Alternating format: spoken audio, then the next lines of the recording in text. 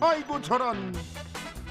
우리는 졸리거나 지루할 때, 심지어 출출할 때도 하품을 합니다. 프랑스의 한 생리학자의 발표에 의하면 사람이 평생 내뿜는 하품은 25만 번 정도라고 하는데요. 우리가 하품을 하는 이유는 뇌에 산소를 보충하기 위한 현상이거나 차가운 공기를 뇌에 공급해 집중력을 유지하기 위함이라는 의견들이 있지요. 그런데 재미있는 사실은 어떤 상황에서 하품을 하든지 간에 하품을 하고 나면 눈물이 난다는 거예요. 슬픈 것도 아닌데 도대체 왜 눈물이 나는 걸까요? 우리가 하품을 크게 하면 과도한 턱관절 운동으로 자연스럽게 얼굴 근육들이 움직이게 되는데, 이 자극이 눈물 주머니에 압력을 가해 고여있던 눈물이 나오게 되는 것입니다. 한 가지 재미있는 것은 매운 양파를 썰 때도 똑같이 울게 되는데요. 이때는 양파의 매운 휘발 성분이 눈을 자극해서 눈물샘으로부터 눈물이 분비되는 것입니다. 이렇듯 같은 눈물이라도 그 원인에 따라 다 조금씩 다르다는 게 재미있는 부분이라 할 수 있겠습니다. 신체 눈물 분비 기관에는 눈물을 모아두는 주머니가 있어요. 하품을 할 때 얼굴 근육이 움직이면서 이 눈물 주머니를 누르면 그곳에 모여있는 눈물이 흘러나오게 되는데요. 하품을 연달아 해서 눈물 주머니에 눈물이 고갈되면 더 이상 눈물이 나오지 않는답니다. 그런데 눈에 이물질이 들어갔을 때의 눈물은 달라요. 노폐물을 세척하기 위해 눈물샘에서 눈물을 만들어내기 때문에 원인이 사라질 때까지 계속해서 눈물이 흐른답니다. 나는 양파를 썰 테니 너는 내 눈물을 닦아주어라. 이 슬픈 광경을 정말 눈물 없인 볼 수가 없군요. 양파를 썰 때 눈물이 나는 이유는 황화알인이라는 매운 성분 때문. 이 성분은 낮은 온도에서 잘 퍼지지 않는 성질이 있기 때문에 양파를 냉장고에 넣어뒀다가 썰거나 칼에 물을 묻히고 썰면 매운 성분이 물에 먼저 이용되어 눈의 공격을 덜 받을 수 있다고 하네요. 참고하시기를. 유레카!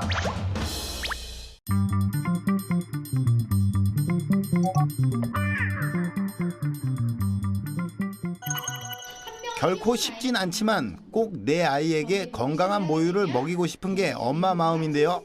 모유의 장점은 크게 아기와 산모로 나눠볼 수 있습니다. 엄마만 잘 먹으면 이 안에 모든 영양소가 아기한테 다 6개월 동안은 전달될 수 있기 때문에 경제적으로 효과가 있다는 거고, 모유가 아기에게 좋은 점, 첫 번째는 두뇌의 발달을 돕는다는 것인데요. 모유수유는 정말 많은 장점을 갖고 있습니다.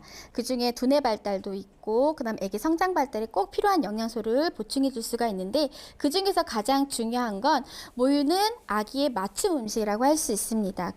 미국의 한 연구 결과에 따르면 모유를 먹는 아기는 분유만 먹는 아기에 비해 뇌의 발달 속도가 20에서 30% 빠르게 나타났습니다.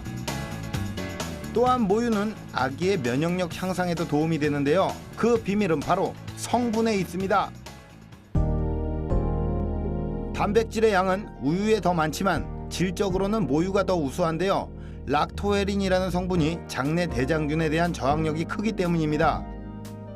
면역 물질인 라이소자임이나 글로불린을 포함하는 것은 물론 불포화 지방산이라 소화와 흡수율도 더욱 우수합니다. 또한 모유를 먹고 자란 아기는 알레르기에 걸릴 확률이 현저하게 줄어드는데요. 소아 알레르기의 주 원인이 우유 속에 있는 베타락토글로불린이라는 성분 때문인데 엄마의 젖에는 들어있지 않아 안전한 것입니다. 모유가 아기에게 좋은 이유 세 번째는 엄마와의 유대감 형성과 정서적 안정인데요. 모유수유는 직접 아기를 안고 먹이기 때문에 엄마와 아기의 애착관계 형성에 아주 많은 도움을 줄 수가 있습니다. 자연적으로 아기와 엄마가 스킨십을 이루기 때문에 엄마는 아기에 대한 사랑을 느낄 수 있고 아기는 엄마에 대한 신뢰감 형성에 아주 많은 도움을 줄 수가 있습니다. 이렇듯 아기의 건강에 최고인 모유. 모유 수유는 산모에게도 도움이 된다고 하는데요. 먼저 출산 후 가장 큰 고민인 체중 감량에 효과적입니다. 모유 수유 시 하루에 소모되는 열량은 약 500kcal. 이것은 유산소 운동을 1시간 하는 것과 동일한 소비 열량입니다. 또한 산모의 건강 회복에도 도움이 되는데요. 호르몬의 분비와 관계가 깊다고 합니다.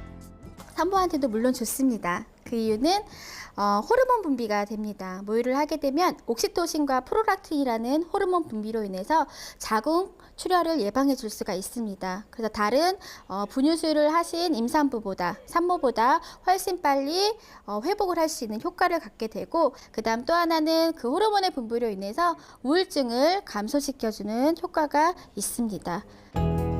뿐만 아니라 모유 수유를 한 여성은 그렇지 않은 여성에 비해 치매를 겪을 가능성이 64%나 적다는 연구도 있습니다.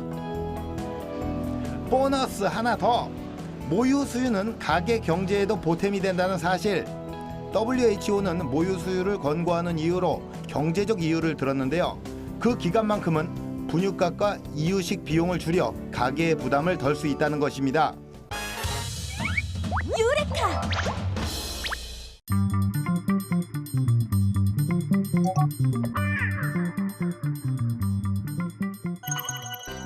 촉각은 진화적으로 아주 오래된 감각이라고 해요. 단순한 단세포 생물조차도 촉각을 가지고 있잖아요. 단세포 생물에 무언가를 갖다 대면 밀어내는 반응을 보이잖아요. 그게 촉각 때문인 거죠. 단세포 생물뿐 아니라 식물들도 인간보다 더 민감한 촉각을 가지고 있다고 해요. 누군가의 손길이 닿을 때 식물이 그 촉감을 느끼고 누군가 만지고 있다는 사실을 안다는 거죠. 가장 흔하게 알려진 식물로는 신경초라 불리는 미모사가 있죠. 이 식물은 살짝 건드리거나 바람이 스치기만 해도 움츠러들잖아요. 가시박 같은 식물은 감촉을 느끼는 데 있어서 인간보다 10배는 더 민감하다고 해요. 가시박 덩굴은 무게가 0.25g밖에 되지 않은 끈을 느끼고 몸을 감는다고 해요. 그리고 독고말이라는 식물은 약간의 건드림만으로도 스트레스를 받아 말라 죽는다고 하더라고요. 유레카.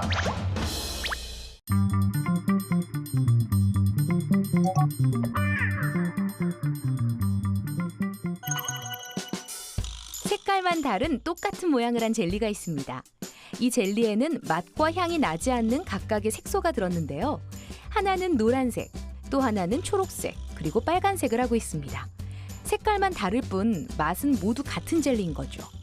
이 젤리를 아이들에게 나눠주고 어떤 맛인지 물어볼까요? Neli sence? Sevmiyorsun. Kivi. Evet.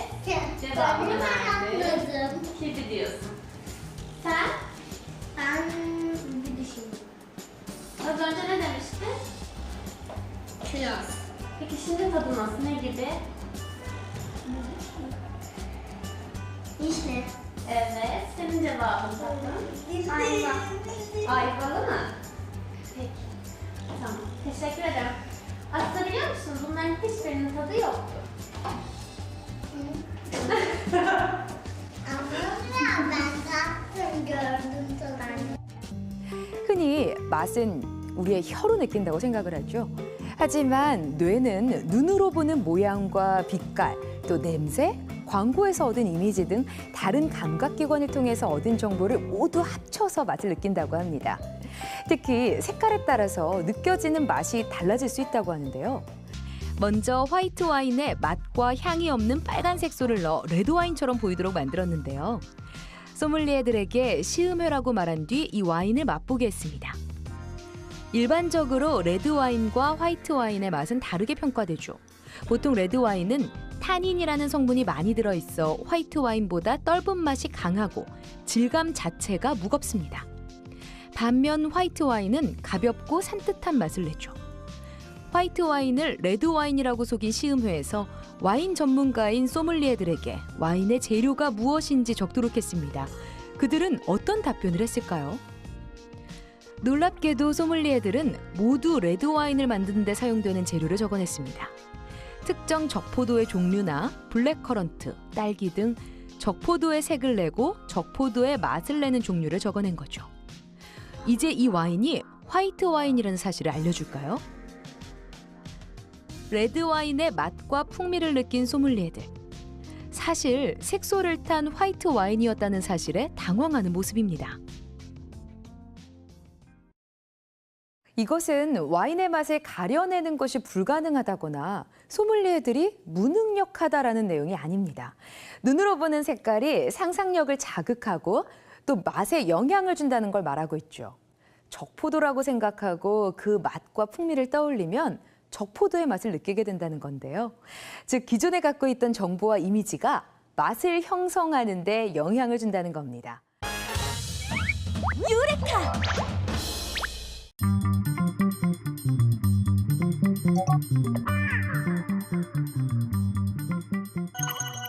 아유.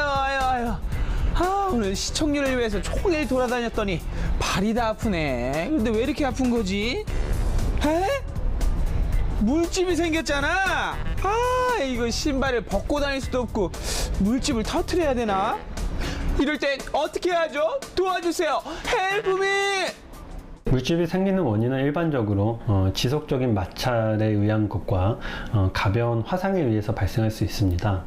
맞지 않거나 발에 꽉 끼는 신발을 신는 경우나 손과 발에 지속적인 마찰이 일어난 경우 가벼운 화상에 의해서 발생할 수 있습니다. 또 다른 마찰을 자극을 주지 않기 위해서 꺼즈나 반창고로 붙여주시는 것이 응급처치라고 할 수 있겠습니다. 여기서 잠깐! 손발에 물집이 생기지 않게 하려면 첫 번째, 꽉 끼거나 맞지 않는 신발은 NO!